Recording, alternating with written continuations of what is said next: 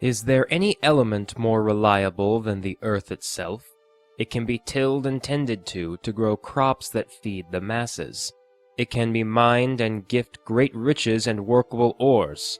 From the walls of Neverwinter to the sword and armor of every class of adventurer, the element of earth is found in every aspect of our lives. But what if the earth did not want to be mined? What if it did not wish to be tilled and plowed and planted?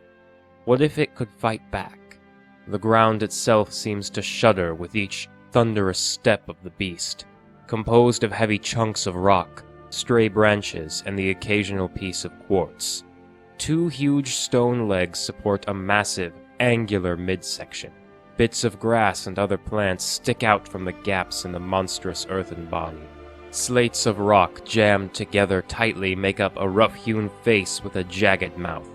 Its thick arms slam the ground, cracking the stone, and it raises its maw into the air to release a deep roar.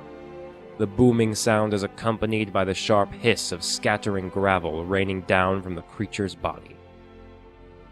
That is an earth elemental. An ordinary earth elemental stands tall as an ogre and is far stronger.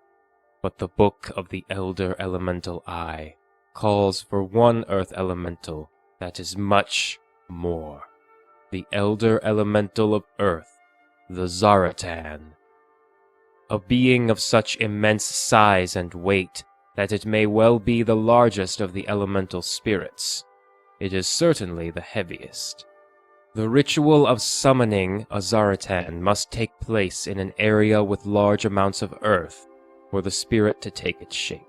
The shape in question is always that of a large, armored reptile, usually an immense turtle.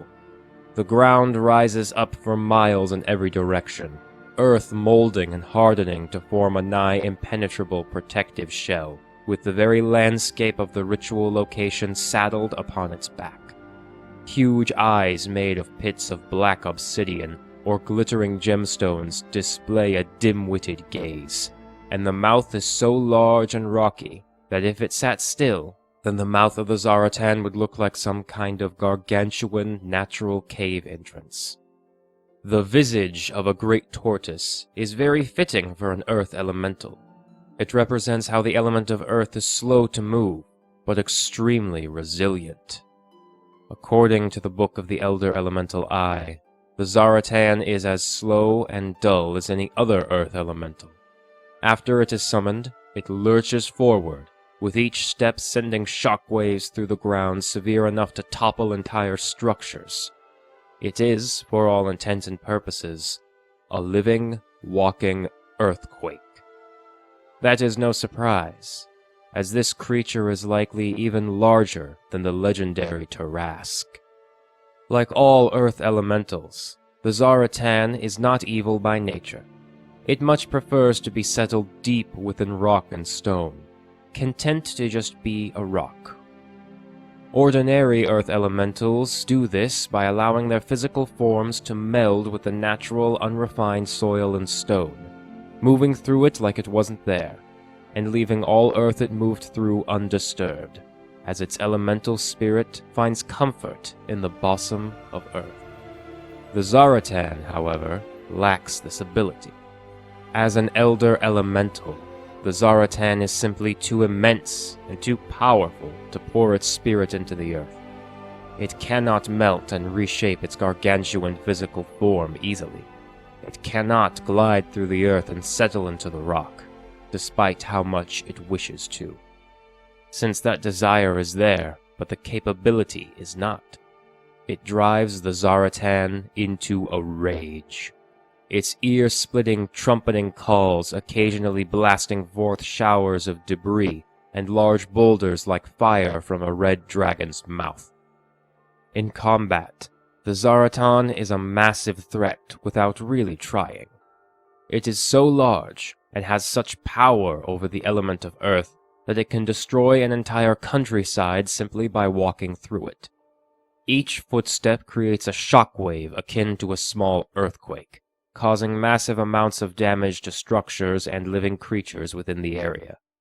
Trees shatter, Buildings and fortresses crumble.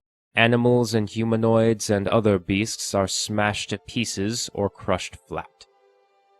Those seeking to fight a Zaratan should be made aware that fighting it up close is a great folly. The crushing force of its giant feet aside, the shaking of the ground can knock all but the most dexterous off their feet.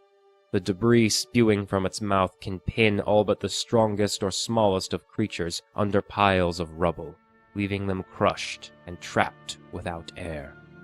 It is comparable to being stepped upon by a mountain, a very large, very dull, very angry, moving mountain.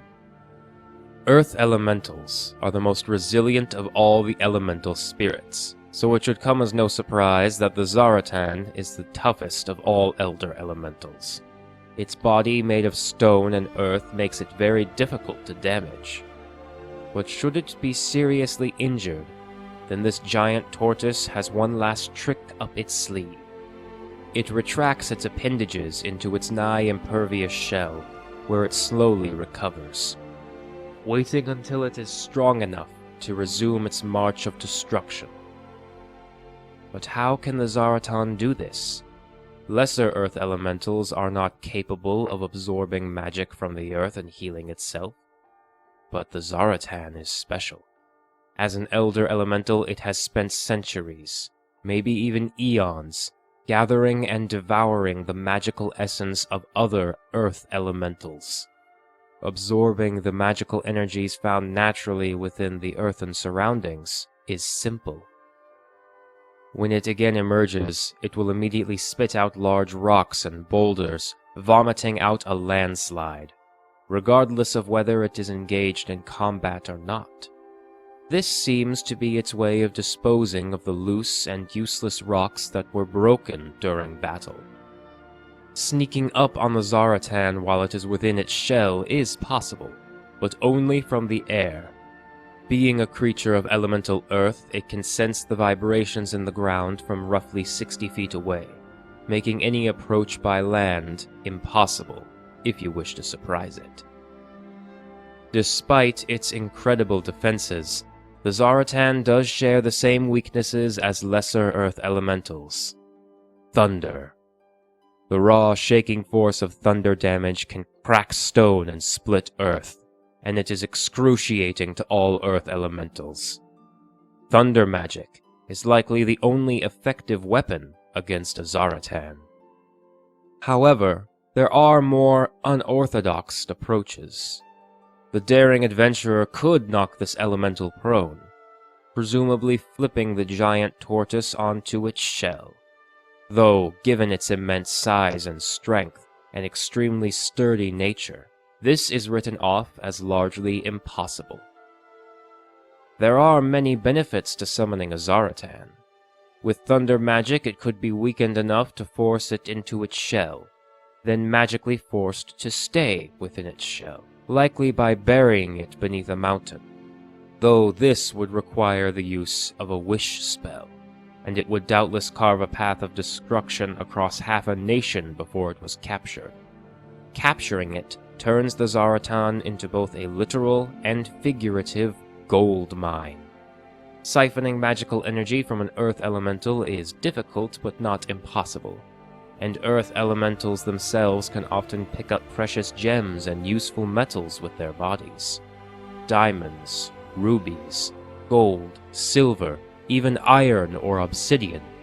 The few accounts of those that have encountered a Zaratan and lived to speak of it noted that the beast left all these precious stones and metals wherever it vomited out its debris, leading many to believe that the Zaratan is like a walking refinery of any valuable or useful earthen-born metals. It is truly believed amongst many wizards that should precautionary measures be taken, summoning a Zaratan and capturing it could be very worthwhile. What's a few destroyed landscapes if it means having a free magical diamond-making turtle mountain?